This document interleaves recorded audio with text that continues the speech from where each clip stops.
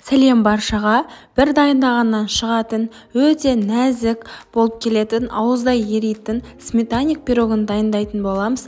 Видеоны аяғына дейін көріп, міндетті түрде дайындап көріңіздер. Шын мәнісінде өте нәзік және де дәмді болып шығады.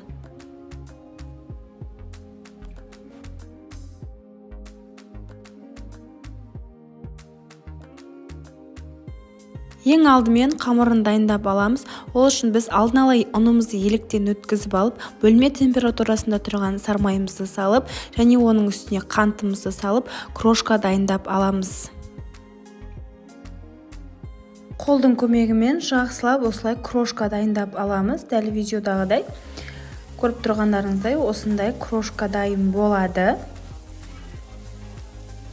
Мінекей. Енді осы крошкамыздың үстіне бір жұмыртқамызды жағамыз.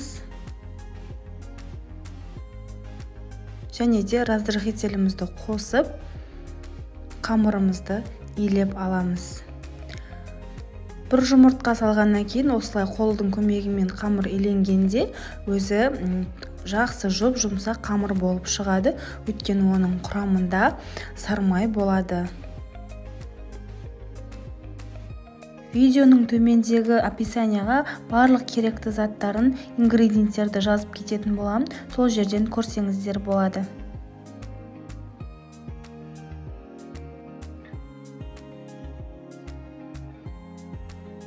Мінекей дәл осындай қамыры болып шығады. Жұмсақ, қолға жабыспайтындай қамыр болады.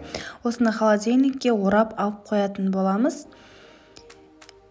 Дайын болған қамырымызды холодильниктен алып, формамызға келтіріп аламыз. Ең бірінші салмасын дайындамастан бұрын осы қамырымызды формаға келтіріп алуымыз міндетті. Одан кейін барып салмасын дайындаймыз.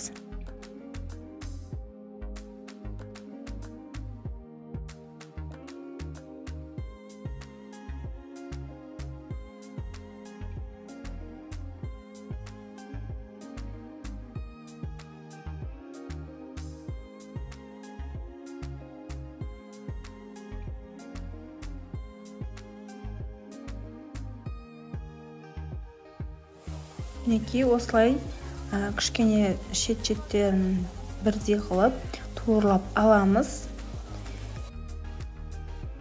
Формамызды дайындап алғаннан кейін енді салмасын дайындайтын боламыз. Ең алдымен бізге қаймақ, қант және де 4 жұмыртқа қажет болады.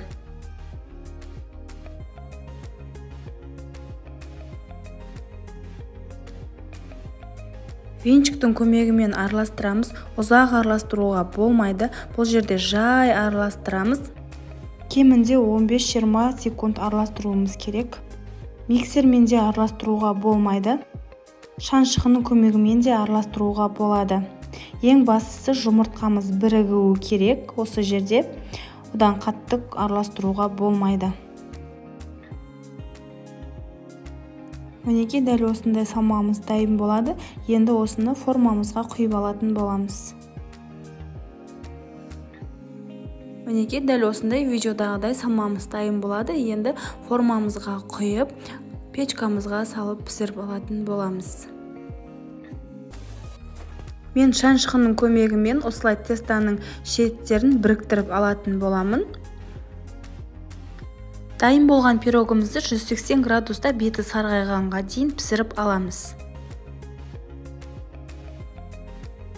Мінекей дәл осындай беті сарғайғаннан кейін барып духовкадан алатын боламыз. Жақсылап суығаннан кейін барып формадан шешетін боламыз. Суымай жатып формадан алмаңыздар, жабысып қалуы мүмкін. Видеоны аяғына дейін көрген болсаңыздар, міндетті түрде дайындап көріңіздер. Бір дайындағаннан шығатын, шын мәнісінде өте дәмді пирог. Каналға тіркеліп, лайк басып, комментарий қалдырып кетіңіздер. Келесі видеолар сіздерге міндетті түрде бірінші көрінетін болады. Көп рахмет.